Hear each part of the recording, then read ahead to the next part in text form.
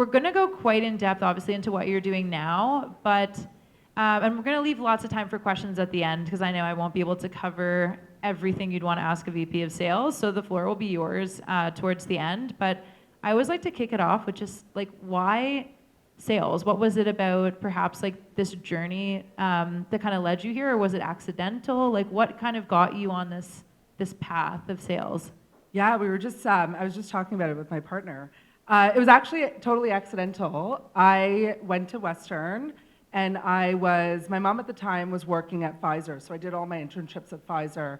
And so I knew I wanted to go into marketing. Marketing was so sexy and interesting, and I really wanted to go into marketing. So I did my first day in my internship at Pfizer, and they do new employee onboarding with everyone that's new that week at the company. And so sitting beside me was the VP of sales that had just started at Pfizer, and like 30 minutes or maybe an hour into it, she's like, "You're wasting your time in marketing. Don't go into marketing, go into sales." And so I spent part of that summer shadowing her, part of that summer doing marketing. The next summer I went into an outside sales internship role, and I fell in love with it. Yeah, so I kind of happened into it. I was planning to go the marketing route. So, okay, so I mean, as someone that's like, I do have a passion for the marketing side. I can't say I've dabbled too much in the sales side. I guess, why do you think it was the difference? Like, what really made you fall in love with maybe sales versus marketing? Because I know we have preconceived notions of what we think marketing might be, and also marketing and sales have this weird relationship of, it's like a love-hate. Like, we have to work together, but it's like the brother-sister relationship. What was it? Everyone's laughing because they know that that's true. Any marketer and salesperson will tell you that. But you need each other. But what was it about, especially because marketing was your initial path, like why did you fall in love with sales? Like, what was it about sales that made you just want to keep going with it? I think it's like there's a few things about sales, right? One, being customer facing and being people facing, interacting with people is what drives me. In marketing, 90% of roles are still behind a desk dealing with data. We were just talking about this exact topic. 90% of roles, although one summer I worked, when I was at Johnson & Johnson doing my internship, I worked with Splenda, and I got to do we had to reshoot all of the recipe photos for all of the Splenda recipes online, and like that was the coolest experience. So like, I want to be either in sales or a food designer and photographer. I think that's like my backup. That's the backup job for sure. And so it's people facing. There's no other job out there other than sales where the amount of work that you put in, the results that you get paid equitably for that work that you do. And that's what drives me, right? That's what gets me out of bed in the morning is I'm super hungry and I want to win. And you don't get that feeling in marketing, or at least I haven't experienced it in the 2 short internship summers that I did in marketing. Yeah. So I should clarify that. No, that's a fair kind of call out. Yeah. And so you're kind of now establishing yourself on the sales side. You found the passion. You're kind of rolling with it. What were some of the, and this goes for anyone that perhaps is maybe not in sales or perhaps beginning their career in sales, like what were some of those early lessons or indicators or kind of tactics that you learned that have just really solidified you as a great salesperson or just a great sales leader? Like, what can you share with anyone that might just be in the starting out phase of sales? I think Thomas talked a little bit about it. It's work, like it's work ethic. I think that's the number one thing. I tell my sellers every day, my entire team, the difference between top performers and average or low performers is the amount of work and time you put in. In sales, the more at-bats you have, the more times you have to hit a home run. Is that the saying? I don't know. I'm so bad with sports references, but the more at-bats you get, the more times you can strike. No, I'm done. No more sports references.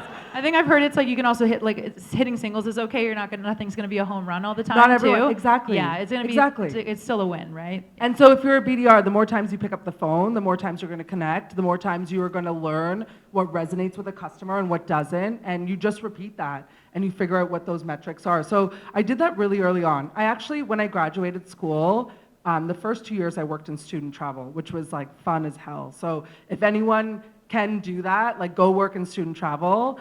I sold trips to like high school kids, and then we took them on the trips for 2 years. It was Like S-Trip? S-Trip. I worked for S-Trip I and was not Breakaway. allowed to go on the S-Trips. My parents didn't let me go on the S-Trips. Oh, yeah, they were right. They were right. Yes, But okay. don't go on the S-Trips.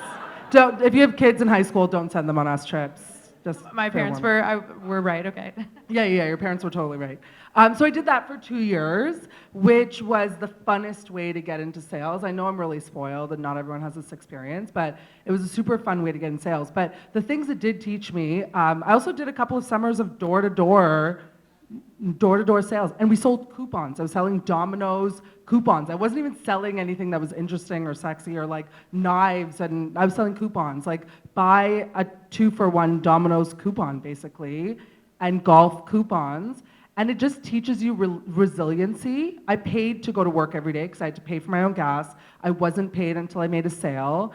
The more times you pick up the phone, the more times you connect, the more times you're gonna have to sell to a customer. So really, more than being dynamic or interesting or anything else, it's hard work that separates the top performers from the middle of the pack. Okay, so, now kind of like moving along, and we'll get to Loopio stuff. So what would you say was beyond S-Trip? Like, what was the first kind of like big or like prevalent, prominent sales role that you landed? And what were you doing? Yeah, so next I went to Cision. Cision's a PR and marketing software as an account manager. So I was managing large accounts for them. Is that your question? Yeah, just kind of what was the next step from, you're doing the door-to-door stuff, and it was obviously selling like trips to students, but it's like, where does that lead you kind of from there, right? Because sales is, there's so many different things, pivots and things we can do. So one day I get a call from a recruiter for Cision that was like, hey, are you interested in your first like real tech role? Do you want to move out of this type of sales role into tech? Again, super fortunate and lucky. Not everyone has the same experience. And I explored it and I got really excited about it. So I spent the next 10 or so years, minus 1 year, I left a year in between, 10 or so years at Cision, doing a number of different sales roles. So I started as an account manager, managing our mid-market and enterprise accounts. I took a brief year in between, came back, and then I came back into our agency vertical. So selling to our largest PR and marketing agencies in Canada.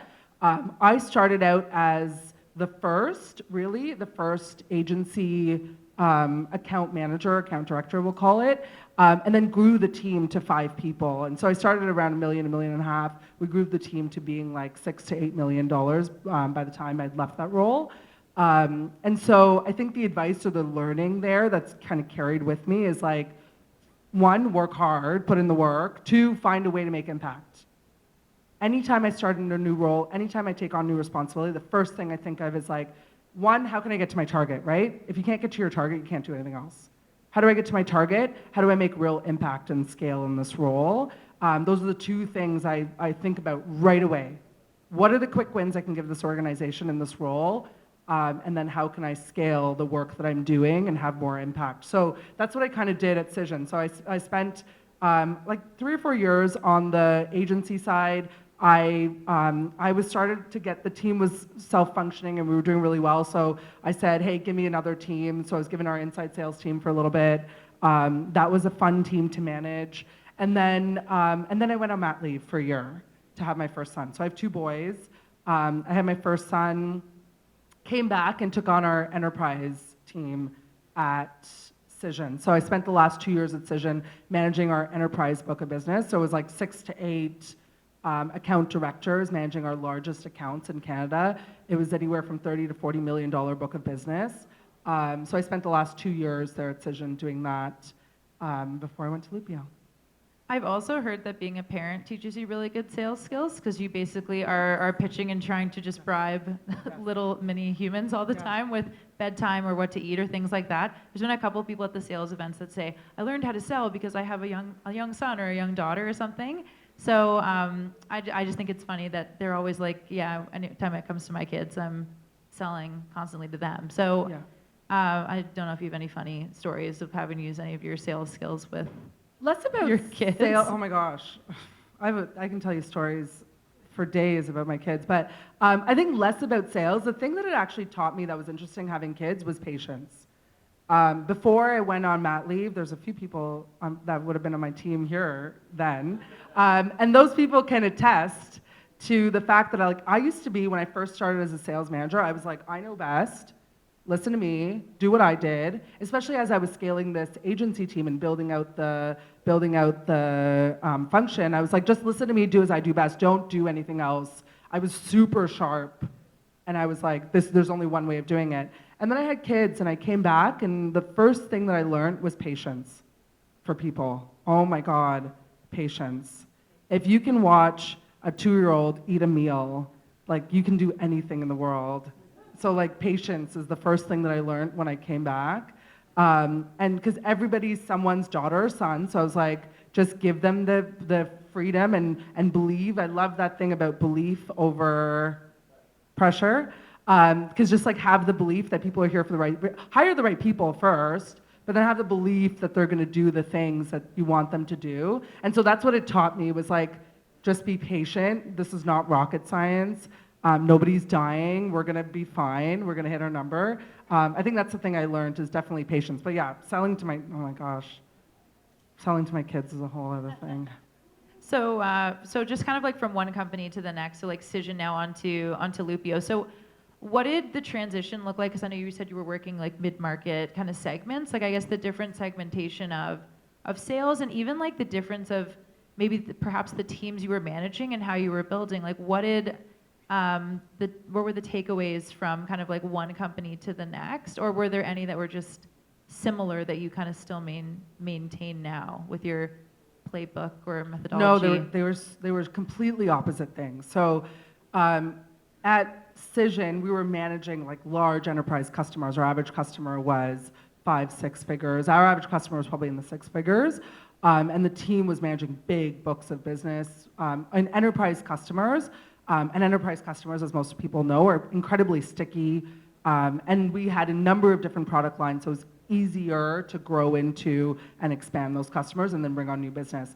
I moved to Loopio, which was a mid-market enterprise leader role. So, mid-market sales new business leader role. So it's managing just a new business team in I wouldn't call us a startup at the time, but definitely like a scale up or just a high growth SaaS company at the time. Managing a team of new business sellers. So I came into when I started at Loopio, I led our mid-market segment. As most companies at the time, I think we were around 25 million at the time when I started. As most companies at the time, they had a great pipeline of SMB inbound. So inbound was coming. For those of you who don't know Loopio, we are an RFP. Helen, I love the plug. I was waiting for the, and buy Loopio if you need help with your RFPs. We are a response management platform, right? So we help our customers fill out any sort of formal response to diligence questionnaires, security questionnaires, et cetera. And so when I started, inbound pipeline for SMB was very strong, right? People had a pain, people needed help doing this. And then we put all of our energy and our investment into enterprise, as one does at the time, because you're like, in order for us to really scale as a business, we need to solve for enterprise. So it left this kind of middle segment that was a makeup of customers that's similar to SMB. So the lower end was, they bought like SMB, they acted like SMB. The top end of that segment was more like enterprise. So they had longer sales cycles, we had to multi-thread more effectively, et cetera. So the first step was building the team of sellers who are dynamic, who are able to speed up their process when they're working with SMB customers, but then slow it down, be consultative, like really spend time with their customers at the top end of that segment. Luckily, around the time I started, we had hired 2 or 3 really incredibly strong sellers in that segment, which made the process a little bit easier.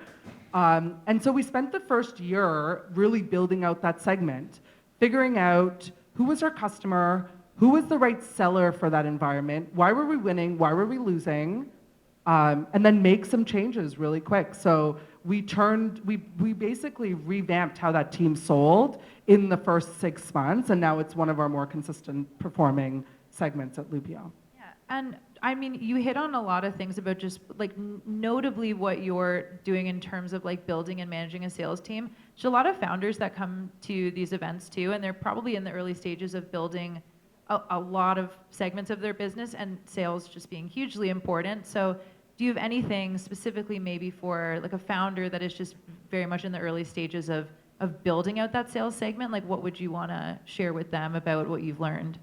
Yeah, so the challenge is to be totally transparent with the group. I haven't been there. So I actually haven't been that early stage. Like we were about 100, 125 at Loopio when I Pretty started, established, yeah. 25 million in annual revenue. So I haven't been in the trenches. I think what I heard today is exactly right. Is like when I talk to my founders about the early days, build that community of your first buyers. So maybe the first few aren't even buyers, they're the testers, right? Build that community, find the people who are gonna test the platform, get their feedback, have a feedback loop, iterate on the feedback, and then start to build those first paying customers. Those first paying customers need to be loyal to the death, almost, that's really dramatic, but they need to be super loyal to you, right? You need to help them go on the pedestal and talk about you. They need to be side by side with you selling. Like you really need to, your first few customers need to be in the trenches with you. You need to find that right customer. That's the advice I got from them. We were also lucky in the early days of Loopio because we had, again, strong inbound pipeline because we were in a problem space that was very specific and people, like it really spoke to people. So it was a little bit easier for us. But I think it's like find those early customers and really leverage them. And then as you're looking to branch out, look for lookalike customers, right? We still do that today at Loopio. Every time we close a deal, we think, who are the nearest 5 competitors to this company? And the problem statement is almost cut and paste the same. How do we go after those 5 competitive companies with the same, hey, we close somebody that's in your network? The only sales email or BD emails I open are about my competitors. That's the only time. If you're like, hey, your competitor's doing this, I'm like, tell me more. I'm into it. So I think my advice is like, take your early adopters, find what really makes them use the tool and care about the tool, and then go after their lookalikes in the industry. Yeah, I think that's really great advice. I just want to, and this is kind of maybe like an overarching, all-encompassing question. There might be one thing you've noticed, there might be multiple, but you've clearly seen like the adoption of like new trends and technology throughout your career, and I know things are just changing so quickly and rapidly. The way we sell, the technology we're using to sell. What has surprised you the most about like the adaptation process in how you're helping people to sell, how you've been selling, and do you see it, like how do you see it maybe evolving further into the future? Yeah. As I think about AI tools and using AI in sales motion, I can talk about the AI landscape and selling against AI tools, but AI is not a silver bullet. I think that was the biggest shocking thing that I've learned in the last 12 months is like, it's not a silver bullet. It's not gonna replace your sales team and replace your enablement team. There's ways that you can use it to enable change, or there's ways, like the biggest way we've incorporated it in a selling motion is in the research phases for our business development folks and our sales team. So now we've taken what used to be a 30-minute prep session into like a 5-minute ChatGPT, Perplexity. There's a number of different tools out there that once you figure out the prompts, you can come up with a really good problem statement, really good research, all those things.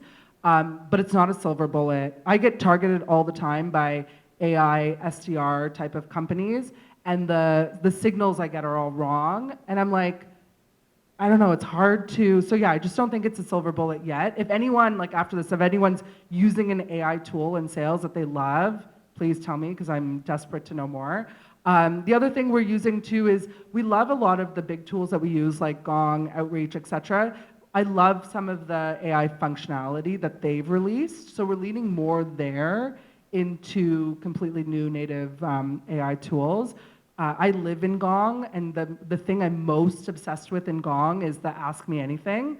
I ask it things like 15 times an hour probably. I'm like, are we gonna win this deal? Are we gonna win this deal this month? Are we gonna win this deal? Like, who else is involved in the deal cycle? What are our red flags? Are we single threaded? Like, I ask 100 times a day. So I think like for me, I'm using more of the established tools like their AI versus starting new tools. But I'm a little bit hesitant because Loopio's brand is really important, right? We've been around long enough now. I can't risk us getting false signals or doing something else by really dipping our toes too far deep. But I know that's not everyone, so I know I'm a bit more cautious than some people are. I just have a couple more questions because I want to make sure there's time for the audience to ask theirs too. But just in your opinion and throughout your career, like what is just a common mistake that you just see salespeople making? And I know we've mentioned like obviously working hard, and Thomas was saying consistency, because it's like one good month of sales does not mean you can come and ask for promotion. You have to be consistent with it. But what's just something that you are like, I see it so often, and it just, if every salesperson knew this, it would be something to avoid, and maybe it's easy, maybe it's difficult, but what is the one you're seeing constantly?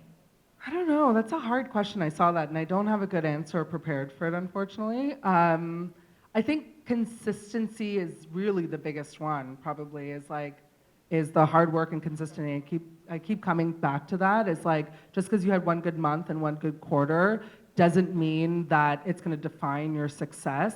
If you're only as good as your current quarter, right? We get to celebrate for 10 minutes when the quarter ends, and then it's a brand new quarter. And the question is like, what have you done this quarter, right? So I think it's like, spend 10 minutes in the success, spend 10 minutes in the failure, and then just move on. The other thing I see, this is more with earlier, I guess people earlier in their career are not used to the rejection in sales. And it can be really demotivating, especially in this world where we all work mostly remotely. And so I guess the thing I see is like getting really deflated by the no's. Just know that in sales, you have to get 9 no's to get the 1 yes, right? Be prepared for the no's. Be prepared that 9 people are not gonna pick up your phone. The next 9 people are probably gonna say no. Find the yes, look for the yes. I think that's the thing, is like people get really dejected, especially when you're in a BD role and you're calling all day. I totally don't blame you. I used to be like that. I would get a no. I would actually pick up the phone. We had like actual phones back in the day. And I would dread someone picking up the phone. I would be like, don't pick up the phone, and then they'd pick up the phone, and I would be so excited, scared, nervous that I would just like ruin it. And then I would be like, I'd honestly be like, okay, I'm packing in for the rest of the day. I'm not doing anything more because this sucks. I hate this feeling. So I think like, don't let that feeling get you down. Have it like fuel you for the next one. Like every no means you're closer to the yes, and just like focus on what the yes feels like. I'm sure founders pitching companies too are very much used Same. to the no's and all of that. Last question, I guess, for you. So there was a couple of folks that raised their hand during the community open mic that they want to get into sales, they want to get into tech sales. Tech sales interviews, I can't say I've personally ever been a part of one. I know you have probably experienced many and been part of the interviews. What does a great sales interview look like for someone that's trying to land a role? Like, how should they go in and approach these interviews? Yeah, it's such a great question. I interview full-time. That's all I do, is interview people. Every time I hire one good person, another one leaves or goes on mat leave or does something else. And so all I'm doing is interview. So I actually can tell you right away, interviewing is also like dating. Like within 10 minutes, I'm like, I know if I'm gonna like you or not. And like, I'll still spend, because I'm nice and we're Canadian, I'll spend an hour in the interview just knowing that I'm over it. I would say the biggest advice, I have a few different pieces of advice. Like one, do your research. Do your research. Because in sales, like I was saying to you, the biggest quality I look for first, amongst anything else, is someone hardworking. Did someone spend a half an hour, and honestly today it's like 5 minutes with all these AI tools, did someone spend 5 minutes researching our company? Do they understand what I do? Do they understand what this company does? Do they have the first question I ask them is, why Loopio? Do they have a clear point of view on why they're interviewing at Loopio and why they want this specific role? And I would say 8 out of 10 people get that wrong. They just don't do their research. They show up, and it's a grind, you guys. Like, interviewing is a full-time job for you guys, too, that are out there looking for a job. You're doing 100 interviews a day, and you're like, I don't have time to prepare. Spend the time preparing, because like I will, if someone does not come with a clear point of view on why Loopio, if they don't tailor their answers to the role, that's honestly, it's a bit of a red flag for me. So like, that's the biggest one, is like, do your research and come prepared with a point of view, because that's the basic in sales, right? Treat that like a sales call. Exactly. Like that's like this rule of sales. Like you have to know the customer, right? You're doing research already on who you're pitching to. I think that's really great advice, and I'm going to leave it there because I do want the audience to be able to ask a few questions. So just hand up nice and high, and we'll run a mic to you if you have any questions. Oh, Phoenix, I think there's, there and there. Sorry. Sorry. I know there's a few. Okay. We'll try and get to everyone. Hey, Michelle. Hi, I'm Ashwin. I'm looking for my next role. You said in 10 minutes you're able to know if you like this candidate or not. What are they doing in those 10 minutes? Honestly, like the first question I asked, so one is like, tell me about your career and kind of where you're at today, what's next for you. That's the number one question I asked, is like, just tell me about you. Tell me about where you're at, what you're doing next. To be honest, right now we are a bit spoiled for choice. So if I see a really good background that is selling in a similar industry or something that's interesting, so like that's the number one thing I'm looking for. Is this person solved similar problems to Loopio? Have they sold in a similar, not an exactly similar problem space because our problem space is small, but have they solved similar problems to ours? And are they selling to a customer that's similar to ours? So that's the number one thing for an AE role. For a business development role, it's going to be a little bit different. And then the second question is why Loopio? So have a really strong position on why you think Loopio is the right fit. Again, it takes like a minute or two of research, develop a point of view. And I'll say between that, like typically the first, like someone who doesn't have a great fit background, but my talent team typically won't move them up if there's really not a good fit. And then the second one. And then there's a big one for me is communication style, right? Practice your communication style, whether it's like with your partner, with your peers, in the mirror. Have a clear, concise communication style that directly answers the question. Because the biggest turn off for me is like our ramblers that kind of go all over the place. And I'm like, if I can't follow what you're saying, and now I'm rambling, so this is not helpful.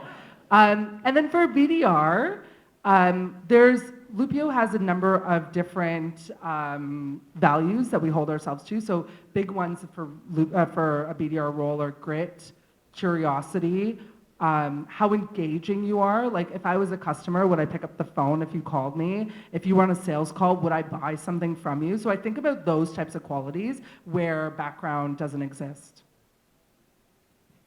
We are hiring at Loopio. I was just going to say, are you hiring? We are hiring. Yes, okay. I think we have an SDR role open. We have a couple of AE roles open. We're expanding to Europe this year, which we're really excited about. So yeah, a number of cool things.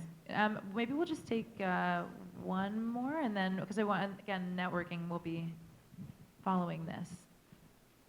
Thanks, Phoenix.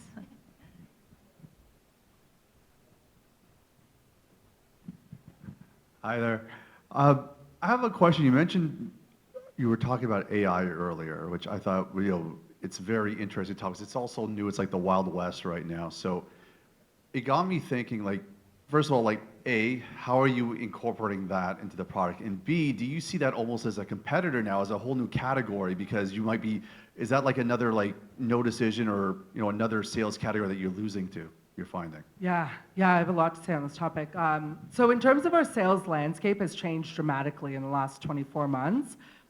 We have probably 3 times the amount of competitors in our space, and it's growing. Like every quarter we'll see new names crop up because it's so, I wouldn't say it's easy, but it's much more accessible to build a company these days. And the way people choose what company to build is they look at the problem space, they look at how much attention they're getting, looks at how painful the problem is. So we see a lot of emerging companies come up in our space. In terms of how we deal with that from in a selling motion, exactly what you said. So there's 2 ways AI crops up kind of in as a competitor. One, do nothing, right? Every company who has Copilot thinks that they can build it themselves. We hear that every day on every single call. My COO, my CTO says that they can build Loopio overnight. It's like we wouldn't have spent the last 11 years doing it if you could build it overnight, but they can build it overnight. So I would say the first thing that we often have to, so I teach my team to trap set against, is do nothing. That's we lose probably 60% of our losses are to do nothing than the competition. Like we don't often lose a ton when we come against competition, but 60% of our losses are do nothing. So what we're training the team to do now is spend more time. We actually just did a messaging workshop last week. We're training the team to spend more time in the why change and why now before Loopio. So top performers, I read a study recently, top performers typically don't mention the name of their company till I think it's like the 18 or 20-minute mark. Don't do it. Yeah, so like embrace, really spend time in the why change and the why now. Get the person thinking about what the future could look like if they do nothing, if they try to build internally, like my CTO wants to build stuff internally too. Are they delivering product the way you want them to? Could they afford this distraction? Could they spend the money on upkeep, not just building, right? They can build something in 6 months. Who's gonna upkeep that? That's gonna drain product. So spend the time and do nothing, and in why now and why change before you get to why Loopio. And then when coming up against AI competitors, think about your differentiators, just like you would with any other player in your space. What are your differentiators? For us, being a legacy tool is a differentiator, right? We've learned so much over the last 11 years, and we're applying that with AI a bit more cautiously than some of the other newer players are. That tends to appeal to mid-market enterprise customers. Some SMB are like, you're not nimble enough for us. We want to be more nimble. But when we think about really our target customer, which is mid-market and enterprise, it speaks volumes to them, right? Because they want a customer that's rooted in experience, that has been doing this for a while, that's trusted.